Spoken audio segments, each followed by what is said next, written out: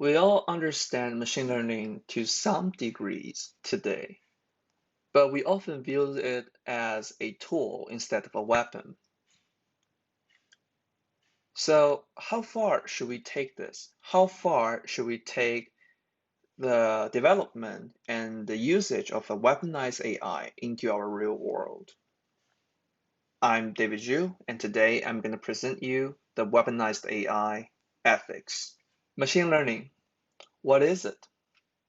Machine learning is a mathematical approach on generalize things and make them the prediction when facing the unseen situation. How we do it is we use a lot of data in some typical areas or the trend to train some mathematical models that demonstrate the trend or the data. And we produce all of these models, different models, and put them into the test that it's never get trained on. Some of this model will go really wrong, but some of them will have a better performance than others. So we pick the best performance ones and take them out from the group, and we either iterate it with the next generation models and put it into the test again, or we use this, which we call the finalized product, and deploy them into the field that we needed it. In this case, the weapon. So, how does the weapon using machine learning? In fact, there's a lot of weapons already using machine learning nowadays. We usually call them the lethal autonomous weapon. Take Milos, for example, the very mini combat robot that a lot of nations and countries has it. It was equipped with sensors, wheels, and a sentry guns that it can self-govern and attack vehicles or humanoid objects that if the robot think it's necessary to fire at. Then NSA also create a tool which is machine learning based offensive operation via the cyber commands.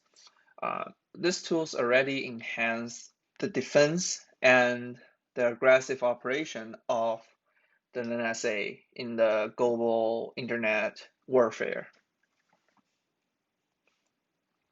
So, weaponized AI, should we allow them or should we don't? The good part of the weaponized AI is they can significantly reduce the force losses in each combat. So instead of using people and soldiers to fill out the gap when they got killed, we replace robots when another robot was destroyed. In this case, all the operator and the soldiers or the military personnel should be far behind in the safe area and letting the robots fight their war. And as long as we have enough robot in stock, we can redeploy them and holding the line. Another good part is the AI or the machine learning can make the operation planning much more easier because it's basically learning from the past trend and making the prediction where the enemy was trying to go. So why should we not allow them? Well, a lot of things could go bad. For instance, bugs, the automated program, the protocols, the training sets, all done by human. And human is not God. We make mistakes. Therefore, the training that we give to the robot might still have some bias or letting a not fully trained AI into the battlefront. And the funny things about the machine learning is if the robot doesn't get trained in some specific parts, especially when the task gets much more complicated, such as battle, the robot will not function properly. It might even against the allies or the friendly uh, when that thing goes wrong.